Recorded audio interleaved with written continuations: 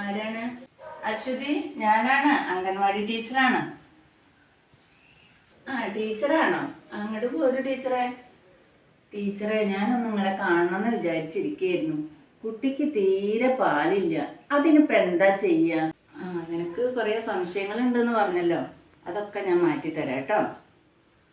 അശ്വതി, നീ ആദ്യം ആ ഫോൺ എടുത്ത് മാറ്റുക. എന്നിട്ട് നല്ല റിലാക്സ് ആയിട്ടിരുന്ന് കുഞ്ഞിനെ ശരീരത്തിനോട് ചേർത്ത് പാല് കൊടുക്കും. അപ്പോഴാണ് അമ്മയും കുഞ്ഞും തമ്മിലുള്ള ഒരു ആത്മബന്ധം ഉണ്ടാവുന്നുള്ളൂ. 6 മാസം മുലപ്പാൽ മാത്രമേ കുട്ടിക്ക് നൽകാവൂ. പിന്നെ പാല് കൊടുക്കുന്ന സമയത്ത് ഒരു സൈഡിൽ നിന്ന് കൊടുത്ത് കഴിഞ്ഞിട്ട് മാത്രമേ അടുത്ത സൈഡിൽ പാല് കൊടുക്കാൻ പാടുള്ളൂ. അശ്വതി, നിനക്ക് പാലില്ലാത്തത് എന്താണെന്ന് വെച്ചാൽ കുഞ്ഞു കുടിക്കാത്തതുകൊണ്ടാണ്. കുഞ്ഞിനെ ഇടയ്ക്കിടയ്ക്ക് കുടിപ്പിച്ച് പാല് വർദ്ധിപ്പിക്കുക വേണ്ടത്. പിന്നൊരു കാര്യം പറയാനുണ്ട്, കിടന്ന് പാല് കൊടുക്കരുതേ. ടീച്ചർ എപ്പോഴാണ് കേട്ടോ എനിക്ക് കാര്യങ്ങളൊക്കെ മനസ്സിലാവുന്നത്. ഇനി ഞാൻ കുഞ്ഞിന് പാല് കൊടുക്കുന്ന സമയത്ത് മൊബൈൽ ഫോൺ ഒന്നും യൂസ് ചെയ്യില്ല. മോൻ്റെ കാര്യം തന്നെ ശ്രദ്ധിക്കും.